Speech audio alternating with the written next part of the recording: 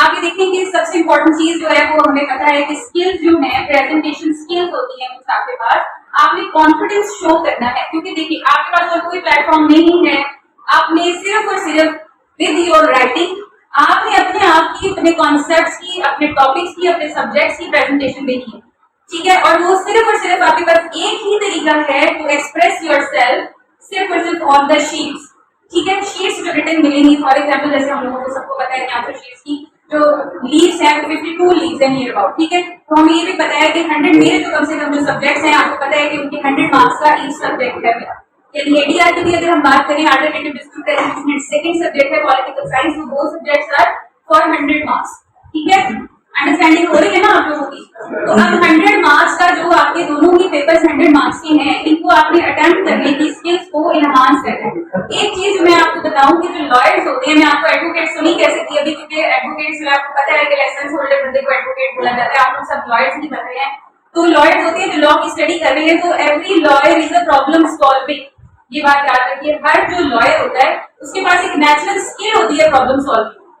और ये बात भी आपको पता है कि जो स्मार्टली प्रॉब्लम सॉल्व कर सके वो ही डिफरेंशिएट हो सकता है। पेपर को अटेम्प्ट भी स्मार्टली करना है, पेपर को एक्सप्रेस भी स्मार्टली करना है, और जो स्टडी करनी है आपने उसको भी स्मार्टली करना है।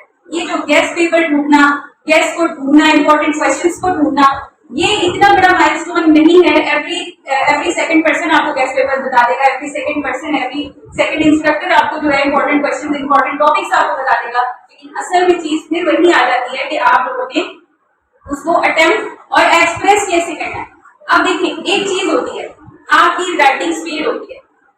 हम सब स्टूडेंट्स रह चुके हैं, मैं अभी भी खुद को स्टूडेंट ऑफ लॉ कंसीडर करती हूँ। मैं खुद भी एक स्टूडेंट हूँ, मैं यही कहूंगी कि हमारी एक राइटिंग स्पीड होती है एंड सेकंड ब्रेन की स्पीड होती है, ठीक है।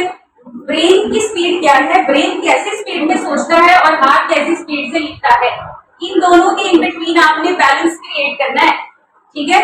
और वो बैलेंस कैसे क्रिएट होगा, जब आप प्रैक्टिस करेंगे। मैं अक्सर क्लास में ये जुमला बोलती हूँ कि practice makes a student perfect, ठीक है।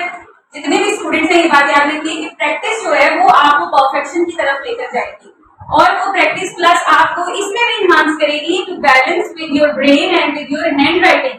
समटाइम्स ऐसा होता है, मैं अगर अपना एक्सपीरियंस आपके साथ शेयर करूं, जब मैंने एग्जाम्स पास करने थे तो मुझे तो ऐसे था बड़ा मजा आता था कि आज हमें जाकर पेपर लिखना है, पूरा साल हमने पढ़ा है और अब सिर्फ 3 घंटे हमें दिए जा रहे हैं to express ourself, to express our concepts towards the relevant topics of the subject. तो अब हमारे पास सिर्फ 3 घंटे हैं, एक साल की मेहनत के बाद just 3 hours we have 3 hours. अब 3 आवर्स के अंदर अंदर खुद को एक्सप्रेस करना है, बैलेंस क्रिएट करना है, और वो बैलेंस प्रैक्टिस के साथ क्रिएट होता है। ये ना हो कि दिमाग जो है वो तेज तेज सोच रहा है और हाथ जो है वो स्लोली स्लोली लिख रहे हैं। मैंने एक बात आपको पहले भी बताई थी कि जब हम, क्योंकि मैं यूनिवर्सिटी में इंस्ट्रक्टर रह चुकी हूँ, मैंने एग्जाम्स देखी है, मीटिंग्स अटेंड की है, मैंने उसमें ये चीज सीखी कि बच्चा जब एग्जाम अटेम्प्ट करता है तो बड़ा, जब फर्स्ट क्वेश्चन अटेम्प्ट करता है तो बड़ा क्लोज राइटिंग को लिखता है, बड़ा साथ साथ मिला के वर्ड्स को लिखा होता है। जैसे ही क्वेश्चन कंप्लीट होता है वहां से बच्चा जब थकना शुरू होता है तो उसकी राइटिंग खुलना शुरू हो जाती है, ऐसे ऐसे बड़े बड़े लफ्ज में वो चला जाता है। इससे पता चलता है कि आपने कोई एक्सरसाइज नहीं की, इस बच्चे ने कोई एक्सरसाइज नहीं की, इस बच्चे के पास स्टैमिना 0 है, क्योंकि ये एक क्वेश्चन अटेम्प्ट करने के बाद थक चुका है और अब इसके जो वर्ड है वो खुल रहे हैं और वो यू फ्लावर राइटिंग कर रहा है और मिला के लिखना स्टार्ट भी कर दिया। हाँ, ये भी ऐसे करता है। सो ये चीज भी आप लोगों ने बिल्कुल काउंटडाउन में रखनी है कि हम जब पेपर अटेम्प्ट करें तो हमारा स्टैमिना इतना हो, हम फुली प्रिपेयर्ड हो, स्मार्ट स्टडी करें। अब देखिए एक टॉपिक है, आप उसके गेस्ट अगर मांगते हैं कि इंपॉर्टेंट क्वेश्चन हमें बताएं, तो आप मुझे ये कहें कि जब उसके गेस्ट आप मांग रहे हैं, आप सिर्फ इतना देखें कि एक टॉपिक को लें, उसके मेरिट्स, डीमेरिट्स, उसके एडवांटेजेस, उसकी क्लासिफिकेशन और उसका हिस्टोरिकल बैकग्राउंड, और इसके अलावा उस टॉपिक में कुछ भी नहीं। किसी भी सब्जेक्ट की अगर हम बात करें, उस एक टॉपिक में उसकी हिस्ट्री, इंट्रोडक्शन, डेफिनेशन, क्लासिफिकेशन या काइंड्स या सेलिएंट फीचर होंगे, या फिर इसके अलावा क्या होगा उसके पास, या फिर उसकी मेरिट्स एंड डिमेरिट्स होंगे, या फिर कंपैरिजन होगा विद द अदर टॉपिक। आपने इसके अलावा कुछ भी नहीं करना, कोई रॉकेट साइंस ही नहीं है, बिल्कुल आसान सी चीज है।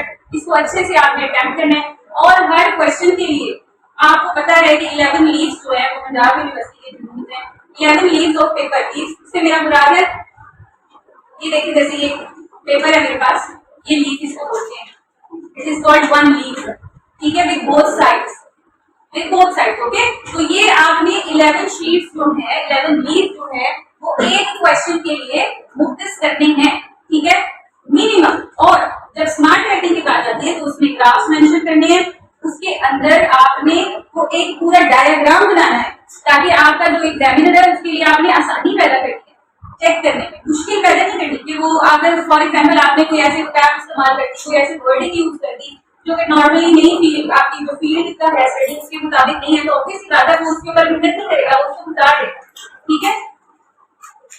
चलिए नेक्स्ट देखते हैं, स्लाइड जो हमने तैयार की है वो क्या है। फर्स्ट स्लाइड से सच ला familiarize yourself with the exam format. First of all, ये सबसे पहला की पॉइंट है कि आप सुकून से, मैं अगर आपको बताऊं ये इंस्ट्रक्टर ऑफ योर्स में ये कहूंगी कि आप सबसे पहले, क्योंकि हम इस्लामिक देश से बिलोंग करते हैं, आपने सबसे पहले आयत कुर्सी करनी है, रुकूआत करना है, ठीक है, अपने आप को काम डाउन करना है, एक सिप ऑफ वाटर लेना है और अपना क्वेश्चन पेपर आराम सुकून से विद डीप ब्रेथ उसको पढ़ना है, ठीक है। और जितना आप रिलैक्स होकर ये काम स्टार्ट करेंगे, थोड़ा सा टाइम ले लें, 2-3 मिनट 5 मिनट आप ले लीजिए, उतना ही जितना अच्छा अंडरस्टैंड करेंगे, कामली अंडरस्टैंड करेंगे, उतना अच्छा भी वो एक्सप्रेस कर सकेंगे, ठीक है। तो सबसे पहले फैमिलियराइज योरसेल्फ विद द एग्जाम, आप कौन सा एग्जाम अटेम्प्ट करने आए हैं, पेपर में कितने क्वेश्चंस पूछे गए हैं और क्वेश्चन क्या क्या पूछे जा रहे हैं, और जब आप उसको प्रॉपर थॉरोली स्टडी कर रहे हो तो आप उसको चूज कर लें इनमें से जो 5 क्वेश्चंस में I am going to attempt, ठीक है, वो वाले 5 क्वेश्चंस आप मार्क कर लें और फिर उसको आप स्टार्ट करना स्टार्ट। मैं एक और की वर्ड आपको बताना चाहूंगी, की पॉइंट बहुत इंपॉर्टेंट, मैं ऐसे करती थी अपने पेपर में कि मैं सबसे पहले, जैसे नॉर्मली हमारे अम्मी अबू भी यही कहकर भेजते हैं कि जो पहला सबसे आसान क्वेश्चन आपको आता हो पहले बेटा वो क्वेश्चन स्टार्ट करना। मेरे फादर हमेशा मुझे यही कह के भेजा करते थे कि जो क्वेश्चन आपको आता है बस सबसे पहले वो ये करते हैं, ठीक है। सो सबसे पहले वो वाला क्वेश्चन करें, सेकेंडली वो करें जो थोड़ा कम आता है, ठीक है। अगर फॉर एग्जाम्पल आपको 2 क्वेश्चन बहुत अच्छे आते हैं, सबसे पहले वो वाला क्वेश्चन एक उनमें से करें और एक जो कम आता है वो करें और फिर तीसरे नंबर पे वो करें जो फिर बहुत अच्छा आता है। इससे क्या होगा, इसको कहते हैं smart attempting technique of your paper. इससे क्या होगा कि एक आपका जो इंप्रेशन आपने बिठाया है एग्जामिनर के ऊपर वो मेंटेन रहेगा कि फर्स्ट भी इसको आता है, इसने बड़ा अच्छा डायग्राम हेडिंग वगैरह एक्सप्लेन की है, सेकंड क्वेश्चन नंबर भी इसको आता है और थर्ड भी इसको आता है, तो वो फिर जो है वो इमेजिन कर लेगा कि इस बच्चे का बना अच्छा ही चल रहा है, इसके बाकी के क्वेश्चन भी आते हैं तो आपको मार्क्स अच्छे दे देगा, इससे चांसेस आपके इंक्रीज हो जाएंगे। Exam duration, second point, exam duration आप लोगों को पता है कि हमारे पास 3 घंटे का टाइम होगा, आपका सब्जेक्टिव और डिस्क्रिप्टिव पेपर होता है। लॉ के पेपर के लिए जैसे सारे टीचर्स आपको कह रहे हैं अपने यूटेंसिल्स साथ लेके जाएं, मैं ये कहूंगी कि पियानो की पेंसिल्स कोई बच्चा भी नहीं करता क्योंकि वो खत्म हो जाती है एक क्वेश्चन के बाद में, अगर अपना एक्सपीरियंस तो खत्म हो जाती है, अमीन खत्म हो जाती है, और एक पेन से कभी भी लॉ का पेपर आप एक्सप्लेन नहीं कर सकते। अगर आप पॉइंटर लेके जाएं ऐसे जैसे आप पॉइंटर्स लेकर जाएं तो पॉइंटर्स की जो निब्स हैं वो भी गिर जाती हैं आपको जब 1 या 2 क्वेश्चन उसके साथ लिखते थे। तो आप एक्स्ट्रा अपने साथ अपने टूल्स को लेकर जाएं, वो भी आपको कॉन्फिडेंट करते हैं कि आपको यहाँ वहां किसी से लेना नहीं पड़ेगा, और उससे क्या होगा, आपका टाइम सेविंग ही है, आपका टाइम सेव होगा। क्वेश्चन टाइप्स और मल्टीपल चॉइस शॉर्ट आंसर जैसे अब देखो हर तरह का एग्जाम होता है, उसमें आपने ये एनालाइज करना है किस टाइप का एग्जाम है, किस टाइप के क्वेश्चन है और मैंने उनको कितनी वेटेज दी है। अब वेटेज से जहां तक बात है, देखो क्वेश्चन जब पेपर आप पढ़ते हैं तो आपने इस चीज को एनालाइज करना है, उसके कुछ कीवर्ड्स को पिक करना है कि एग्जामिनर हमसे पूछना क्या चाह रहा है और उस कीवर्ड्स को आप उसके क्वेश्चन में से निकाल सकते हैं।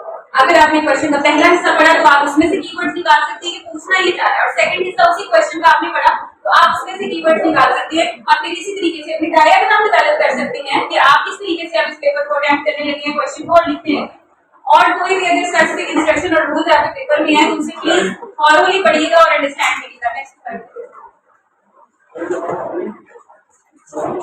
अच्छा, read analyse the question paper, यही वही बातें जो भी मैंने आप लोगों के साथ की, read the entire question paper before starting your answers and identify the keywords and phrases in each question. ये वही बात है कि आपने उसमें से फ्रेजेस डॉक्ट्राइन लॉ के क्योंकि पेपर है तो आपने ये भी देखना है कि इसमें से क्या लॉ पूछने की कोशिश की जा रही है, एग्जामिनर्स क्या करते हैं, नॉर्मली डायरेक्ट और इनडायरेक्ट क्वेश्चंस भी आपसे पूछ रहे होते हैं, तो ये डिपेंड करता है कि स्टूडेंट कितना फोकस है।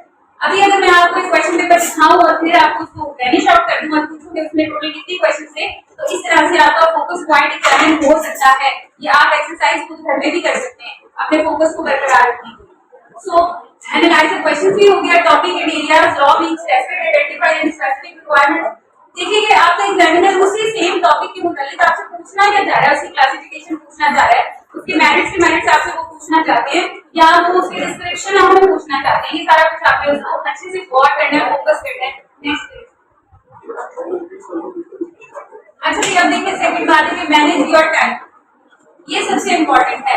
हर क्वेश्चन को अटेम्प्ट करने के लिए नियर अबाउट, मैं अगर आपको बताऊं तो मैं कहूंगी कि 32 मिनट्स ऑन एवरेज आपके पास है एक क्वेश्चन को अटेम्प्ट। 36 मिनट्स मैं नहीं कहूंगी कि आपके पास है, क्योंकि कोई क्वेश्चन ऐसा है जो 32 मिनट से 1-2 मिनट आपके एक्स्ट्रा ले सकता है, और कोई क्वेश्चन ऐसा है जब आप सोचना शुरू करेंगे आपको आ नहीं रहा होगा तो आपसे टाइम ज्यादा ले जाएगा। तो ऑन एवरेज आपके पास 32 minutes and to attempt any 20 marks carry question.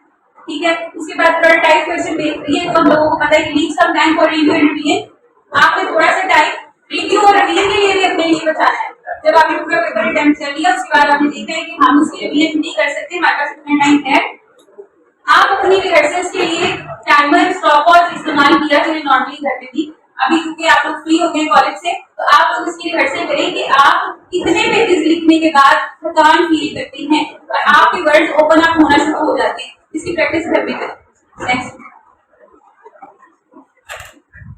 अच्छा देखिए आंसरिंग टेक्निक्स है, कुछ मैंने लिखी है, इसमें भी लिखी बातें हैं कि introduction, briefly introduce the topic and legal issues. इसमें कुछ लीगल इश्यूज हैं जिसको आपने ब्रीफली एक्सप्लेन करना है। देखो इंट्रोडक्शन जो होता है ना, हमें पता है कि कोई भी टॉपिक आता है तो सबसे पहले उसका इंट्रोडक्शन आपने लिखना होता है। ठीक है, इंट्रोडक्शन के बाद आती है उसी सेम क्वेश्चन की बॉडी। आप उस क्वेश्चन की बॉडी मेकिंग कैसे करते हैं, फिर उसके बाद कंक्लूजन आ जाता है और use clear and concise language. ये हम लोगों ने बार-बार देखा है, clear language, simple language use करें और रेलेवेंट लैंग्वेज यूज करें। इररेलेवेंट लैंग्वेज यूज ना करें, इससे भी आपके साथ प्रॉब्लम होगी। Next, use AR method. इसको कहते हैं issue rule application conclusion method. इस मेथड को यूज आपने जरूर करने की कोशिश करेंगे। आज भी आप प्रैक्टिस करना स्टार्ट करें, जो जो चीजें आपके माइंड को भी नहीं है इनके ऊपर रिहर्सल करते जाके जरूर करना। Issues identify the legal issues. देखो किसी भी क्वेश्चन के अंदर जो एडीआर के खास तौर से स्टूडेंट्स हैं उनसे कहना चाहूंगी कि आपने उसके अंदर इशू को, जो रेलेवेंट इशू जिसके बारे में आपसे क्वेश्चन पूछा जा रहा है, उसे आइडेंटिफाई करना है। क्वेश्चन में वो डायरेक्ट भी हो सकता है, वो इनडायरेक्ट भी हो सकता है। आपसे क्या पूछना चाह रहे हैं एग्जामिनर, ये एडीआर के स्टूडेंट्स के लिए बात है। ये चीज उन्होंने जरूर ख्याल की है। पॉलिटिकल साइंस में तो आपको पता है कि आपके टॉपिक से और एक बात एडीआर के बच्चों के लिए कि आपको ये बात पता है कि आपने रेलेवेंट प्रोविजंस ऑफ लॉ भी यूटिलाइज करनी है। डेफिनेशन के फौरन बाद आपने रेलेवेंट प्रोविजन जो एडीआर के बच्चे सुन ले, रेलेवेंट प्रोविजन जो हमने पढ़े हैं क्लास में, मैंने आपको सेक्शंस भी बताए, एक्ट्स भी बताए, उनको यूटिलाइज आपने जरूर करना है अपने एग्जाम के अंदर, क्योंकि वो बहुत नेसेसरी है और आपका इंप्रेशन क्रिएट करेगा एग्जामिनर के ऊपर।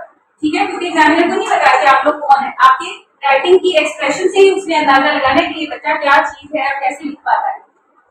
State the relevant legal rule and principle, ये हो गया। Apply the rule to the facts, देखिए ये भी वही बात है। और dialogical conclusion, being a student of law, आपकी बात याद रखिए, मैंने अक्सर स्टूडेंट्स को ये बात करी कि आपकी बात याद रखिए कि कंक्लूजन जो है ना वो आपने being a student of law ही लिखना है। ऐसा कंक्लूजन नहीं लिखना कि हमारा जो स्पीकर है उसे 1 घंटा लेक्चर दिया जाए लॉ के ऊपर, उसके बाद उसे कहा जाए कि कंक्लूड कर दो, तो फिर वो कंक्लूड कर दे। जिस तरह से आपका स्टूडेंट ऑफ लॉ में और स्पीकर के एक्सप्लेन करने में डिफरेंस होना चाहिए, ये बात याद रखिएगा। तो आपका इंप्रेशन ऐसा होना चाहिए, क्योंकि ये बात हमें पता है कि हम लोग आज से इस प्रैक्टिस को करना शुरू करेंगे तो फिर आफ्टर 5 इयर्स हमारे पास कुछ हम अचीव कर पाएंगे। फर्स्टली ये बात हमें पता होनी चाहिए सब बच्चों को, being a student of law, कि हमारे पास जो नॉलेज होता है वो एक्यूरेट होना चाहिए, क्योंकि हमें सुनने वाले भी जजेस होते हैं, हमें चेक करने वाले भी एडवोकेट्स होते हैं और हमारे ओपोनेंट भी हमेशा एडवोकेट्स ही खड़े होते हैं। तो हम ऐसा कुछ नहीं कह सकते वहां पे कोई फ्लॉ नहीं दिखा सकते, क्योंकि जहां हमने फ्लॉ दिखाया वहां पे हमें डिफीट का सामना होता है। ठीक है, तो हमारे पास हमेशा एक्यूरेट रेलेवेंट नॉलेज होना और विद द परफेक्शन होना बहुत जरूरी है। Use case law and statute, ये मैं एडीआर के बच्चों के लिए बात होगी, तो पॉलिटिकल साइंस में ये चीज नहीं है। आपने ये केस लॉ और स्टैट्यूट्स का भी इस्तेमाल करना है। रेफरेंसेस मैंने आप लोगों को दिए हुए हैं, आप लोगों के पास हैं, आप लोग को प्लीज मेंशन करिएगा अपने एग्जाम्स के अंदर। और जो केस लॉ के रेफरेंसेस देना चाह भी रहे हैं वो उन केस लॉ को पहले थॉरोली खुद स्टडी जरूर करें, उसके बाद वो उनके रेलेवेंट केस लॉ के रेफरेंसेस ऐड करें। ठीक है, ये वही है citation and use quotation reference where appropriate. ये वही बात जो हमने अभी की कि कम्युनिकेट करना है आपने थ्रू योर आंसर्स। ठीक है, आपने अब कम्युनिकेट करना है। जैसे सर ने भी ये बात कही कि आजकल जो है कमर्शियलाइजेशन हो चुकी है, पेपर्स को पढ़ा नहीं जाता और वैसे ही चेक कर दिया जाता है। अगर आपने अपने लिए कोई ऐसा वीक पॉइंट छोड़ा एग्जाम के अंदर, या लैंग्वेज अच्छी यूज नहीं की, ट्रिकी लैंग्वेज कोई लगा दी, कोई अच्छी हेडिंग नहीं दी, प्रॉपर डायग्राम नहीं बनाया क्वेश्चन का, क्लासिफाई नहीं किया उसको, तो क्या होगा कि आपने एग्जामिनर को जो फ्लो में वो चेक करा, समझे आपने उसको ब्रेक लगा दिया, आपको वो पूरा पेपर पड़ेगा उस आपके एक सेंटेंस और एक वर्ड की वजह से, प्रॉपर तरीके से पढ़ेगा और फिर वो प्रॉपर तरीके से आपकी गलतियां निकालेगा, ठीक है। और इससे क्या होगा कि जो गोल है आपका तो अचीव गुड मार्क्स वो फिर अचीव नहीं हो पाएगा।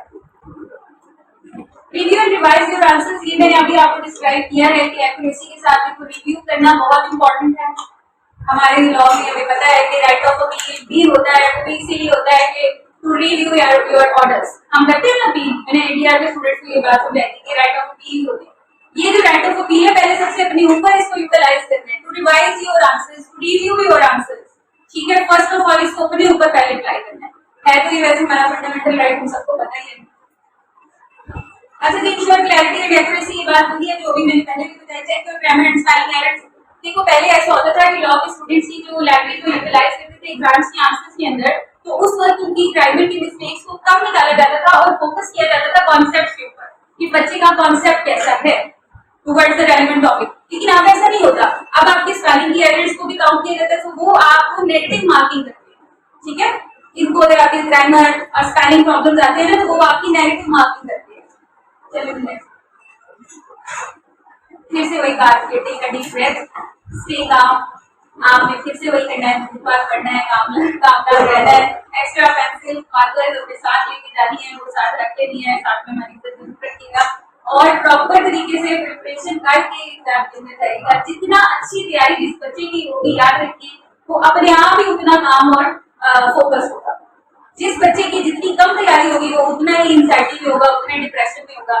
अपने आप को डिप्रेशन और प्रॉब्लम से बचाने के लिए आप तैयारी करें, प्रॉपर तरीके से पढ़ें, स्मार्टली स्टडी करें हर सब्जेक्ट को, क्योंकि ये बात तो हमें भी पता है, अगर हम किसी दिन वेल प्रिपेयर्ड होकर नहीं जाते तो हम अंडर कॉन्फिडेंट होते हैं। जब हम वेल प्रिपेयर्ड होकर जाते हैं तो हम सबको पता है कि हम में कॉन्फिडेंट होते हैं हर एंगल से, ठीक है। और इवन गर्ल्स को भी ये बात है कि जब हम कलर कपड़े प्रॉपर तरीके से पहन के कहीं पर जाए पार्टी वगैरह में, हम बड़े कॉन्फिडेंट होते हैं यार हम ठीक है। और जिस दिन भी हम थोड़े से लैग कर रहे होते हैं तो हमारा कॉन्फिडेंस भी उतना ही लैग कर रहा होता है। एग्जाम की प्रिपरेशन का भी यही फॉर्मूला है, जिस बच्चे ने नहीं पढ़ा वो उतना ज्यादा डिप्रेशन में रहेगा, अंडर कॉन्फिडेंट रहेगा, और अगर उसने 20 मार्क्स अचीव भी करने हैं तो फिर वो 10 भी नहीं कर पाएगा, ठीक है। ये चीजों का ख्याल रखिएगा। ये मैंने आपका एक क्वेश्चन पेपर रखा हुआ है, ये आप देख लें, वैसे तो आप लोग मुझे देखी होंगे। मैं एक बात जरूर ये कहूंगी कि देखें, आप लोग नॉर्मली टीचर्स और स्टूडेंट्स इस एफर्ट्स में लगे रहते हैं कि कौन सा क्वेश्चन रिपीटेडली आ रहा है, आप उसे फोकस करें। मैं ये नहीं कहूंगी, मैं ये कहूंगी कि आप इस चीज को फोकस ना करें, चीजों में सिलेबस में से नहीं आता है, और वो जो 15 टॉपिक एक सिलेबस में से होती है नॉर्मली, वो 15 में से ही 15 टॉपिक में से कुछ ना कुछ आएगा, इससे अलग अलग नहीं आएगा। आपने सिर्फ ये देखना है कि एग्जामिनर का क्वेश्चन पूछने का तरीका क्या है, किन टॉपिक्स को वो डायरेक्टली पूछ रहा है, किन क्वेश्चन और टॉपिक्स को वो इनडायरेक्ट तरीके से पूछ रहा है। आपने सिर्फ इसमें लैंग्वेज ऑफ क्वेश्चंस को फोकस करना है। आपने ये नहीं देखना कि इसमें कौन सा क्वेश्चन रिपीटेडली आ रहा है तो हाँ बस वही देखना और उसकी तैयारी करना, ये काम नहीं करना। ये मेरे ख्याल में ठीक नहीं। आपने कंक्लूजन करना है और ये देखिए डेवलपमेंट जिसमें कॉन्फिडेंट प्रिपरेशन है, जैसे कि आपका जितना ज्यादा अच्छा है, बच्चे ने पढ़ा होगा तैयारी की उनसे उतना ही वो एंजॉय करेगा पेपर अटेम्प्ट करने में, और जिसने नहीं किया होगा वो उतना ही परेशान होगा एग्जाम से, ठीक है। ये एक थोड़ा सा मैंने राइटिंग कराई थी एक स्टूडेंट से जो हमारी बड़ी अच्छी स्टूडेंट है, उससे राइटिंग कराई थी आप लोगों को अंडरस्टैंड कराने के लिए कि कुछ कोशिश करें कि नियर अबाउट दिस टाइम आप डिस्प्ले करें अपने पेपर को, आउटपुट इस तरह का आपका आए कि आपकी देखो राइटिंग प्रिसाइज हो, क्लोज हो, साइड पे आप एक ही मार्कर की लाइन, कुछ बच्चे कहते हैं डबल डबल लाइन लगाने लगते हैं, फिर कुछ बच्चे क्या करते हैं डायग्राम गोल गोल क्वेश्चन भी नहीं बनाना चाहिए, इसमें टाइम वेस्ट ना करें। एग्जामिनर ये नहीं देखना चाहता कि आपने गोल सर्कल के अंदर क्वेश्चन का टॉपिक लिखा हुआ है, नो, ठीक है। वो देखना ये चाहता है कि कॉन्सेप्ट कितना क्लियर है, डायग्राम क्वेश्चन की कितनी क्लियर बनाई है, वो ये देखना चाहता है। नेक्स्ट देखिए इसमें भी ये कि पहले इंट्रोडक्शन एक्सप्लेन किया, उसके बाद मीनिंग बताया गया है, देन आपका लिटरल मीनिंग बताया गया है, और उसके बाद आपकी लीगल मीनिंग और रेलेवेंट प्रोविजंस ऑफ लॉ जो बच्चे एडीआर में ये देखेंगे उनके लिए फिर वो एक्सप्लेन किए गए। नेक्स्ट सर, और ये फिर इसी तरीके से legal system of the world के कुछ टाइप्स हैं जिनको एक्सप्लेन किया गया है। इसी तरीके से आप ये कोशिश करें कि इसमें भी इस जो ये लिखा हुआ आपको मैं दिखा रही हूँ, इसमें भी there is room for improvement, इसमें भी इम्प्रूवमेंट की जरूरत है, ये भी कोई एक्यूरेट नहीं है, ये एक बच्चे का लिखा हुआ है, ठीक है। इसमें भी इम्प्रूवमेंट की जरूरत है, आप इससे भी अच्छा करने की कोशिश करें, ठीक है। नेक्स्ट दिखा दो सर, ये देखिए ये एक ही टॉपिक है जिसको अटैम्प्ट किया गया है,